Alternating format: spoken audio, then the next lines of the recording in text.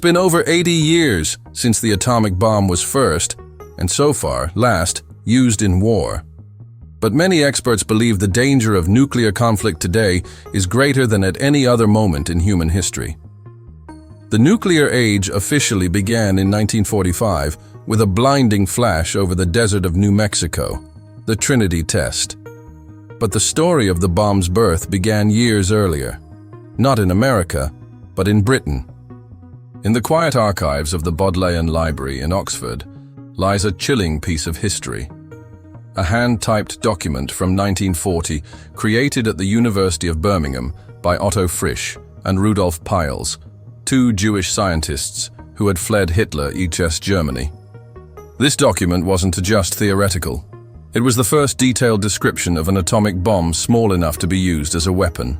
What's haunting is not just that it explained how to build one, but that it predicted the unimaginable power such a bomb would unleash: the annihilation of entire cities, deadly nuclear fallout, and destruction on a scale the world had never seen. 5 years later, the predictions came true. Hiroshima and Nagasaki were obliterated. Hundreds of thousands of lives lost in moments.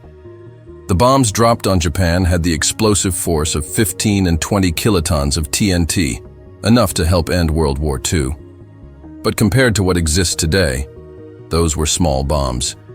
In today's terms, they would be called low-yield nuclear weapons. Modern arsenals hold city destroyers. By the 1950s, thermonuclear or fusion bombs took the devastation of Hiroshima and multiplied it hundreds of times over. The first fusion test, codenamed Mike, was over 600 times more powerful than the bombs dropped in 1945. The nuclear warheads of today are terrifyingly advanced. Take the W-76 deployed by both the US and UK, around 6 times more powerful than the Hiroshima bomb. A single detonation over London could kill more than 250,000 people in an instant. The largest warhead in the current US arsenal, the B-83, packs 1.2 megatons, enough to kill over 1 million in seconds, and those are just single warheads. Modern missiles can carry multiple ones. Russia's fearsome Sarmat 2 intercontinental missile could unleash a staggering 10 megatons if fully loaded, enough to wipe out most of London's 10 million people in one strike. But perhaps even more alarming than their destructive power is how many of these weapons exist. 9 countries currently have nuclear arms. The United States and Russia hold about 90% of the world's stockpile, around 4,000 each. China has over 600, but is rapidly building more, reportedly over 100 per year. Other nuclear powers, including the UK, are actively modernizing their arsenals. This is the arms race foreseen back in 1940, one the original scientists hoped would never need to be used, unless to stop Hitler's Germany. They urged development only as a deterrent.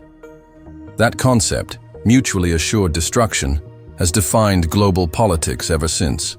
During the Cold War, arms control treaties tried to reduce nuclear stockpiles and prevent new nations from developing the bomb. For decades, there was progress, but in recent years, the trend has reversed. The invasion of Ukraine shattered much of the fragile nuclear diplomacy between the US and Russia. Tensions between nuclear-armed India and Pakistan flare regularly. North Korea continues to expand its capabilities, and there are fears South Korea may one day respond in kind. Iran's nuclear ambitions remain a flashpoint in the Middle East, with whispers that its neighbors might seek deterrence of their own. Add to this the rise of military artificial intelligence, cyber warfare threats, and global instability fueled by climate change, and experts warn we are heading into one of the most dangerous nuclear eras in history.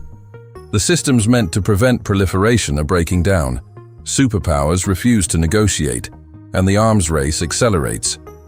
Rudolf Peierls, one of the men who first imagined the bomb, later said he was furious that the ultimate deterrent had been used at all. He spent the rest of his life campaigning for nuclear disarmament.